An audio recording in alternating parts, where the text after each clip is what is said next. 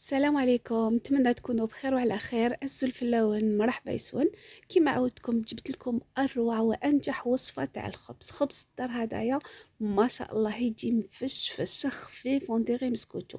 ان شاء الله جبت لكم هاد الوصفه تهنيكم في نهار العيد ان شاء الله. توجدوه لافي، تقدروه تحطوه في الثلاجه. صباحة العيد ان شاء الله طموه في الفور 5 دقائق يكون واجد معكم. انا واش عندي كيما شفتوني درناه بلا حليب، غير بيضه واحده نديروه في العجينه ونزينو بها. كما شفتوني انا درت كاس تاع ما تاع 220 مليلتر يكون دافي.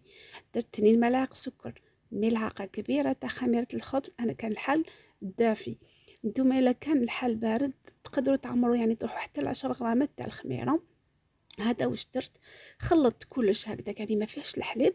جبت لهاد الحبابات كما شفتوها، سيباريت البياض على الصفار خليته للتزيين والبياض درته للداخل. هذا واش درت في هذه المرحله. انا درت الكاس الاول تاع الفرينه، نفس الكاس اللي وزنت به.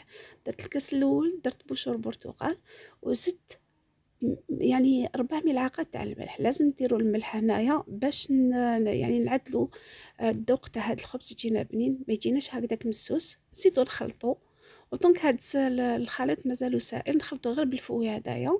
نزيد الكاس الثاني. هنا يعني كميه الفرينه حسب يعني حسب الفرينه تاعكم، الا تشرب ولا لا.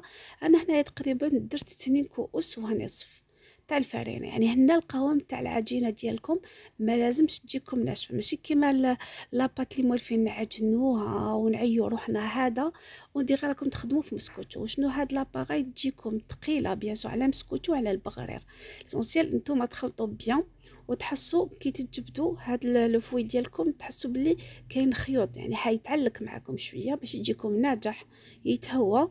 كما شفتوا هنايا انا ما درت ني خميره الحلويات ني غيان دوتو، غير بهاد الخميره تاع الخبز. هكذايا قلت لكم تقدروا تحضروا هكذايا وتغطيو عليه وتخليوه في الفريجيدير. لو لوندوما يعني صباحة العيد باذن الله تخرجوه، توجدوا السنيوه ديالكم وتحطوه. على بالكم بلي ما تحطوه في الثلاجه حيختمر بتاعك، يعني تتفاعل الخميره وشنو ببطء.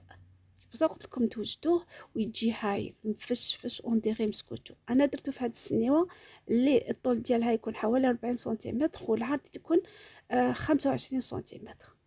يعني هنايا انا خليته رقيق شويه، ما درتوش خشين. نتوما الا حبيتو ديروا سنيوه صغيره ويجيكم عالي. وهنايا بعد ما درتو في السنيوه هنا جبت هذاك الصفار اللي خليناه هنا ندهن الوجه.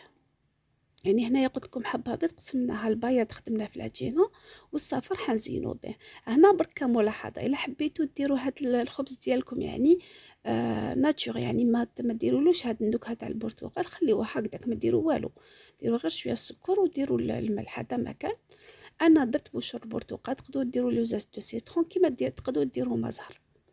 وهنا على فان درت هاد لي غران هادوما تاع سانوج. يعني مليح تنوعوا ديروا سانوج زرعه الكتان اللي يكون عندكم باش برك هاد كيما يقولوا هاد لي غران وكلوهم لولادنا. فوالا دخلته للفرن على 180 درجه. انا في البدايه شعلت له حتى 200 درجه، حوالي 5 دقائق خليته طلع شويه وبعد نقصت له. طاب على خرطو هنايا 20 دقيقه.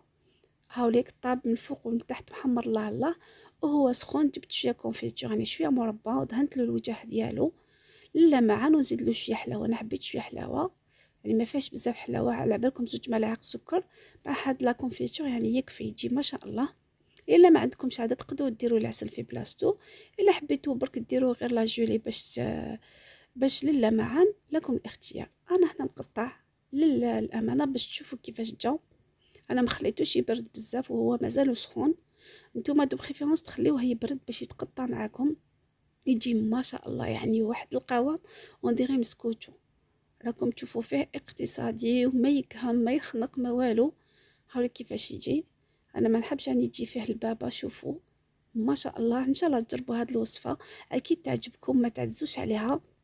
راكم تشوفوا فيه ما فيه يعني ما تعجنوه ما تدلكم، ما تكسروا راسكم. ما فيه ني حليب، ايكونوميك كيما هكا ما كاش، ويجي خفيف.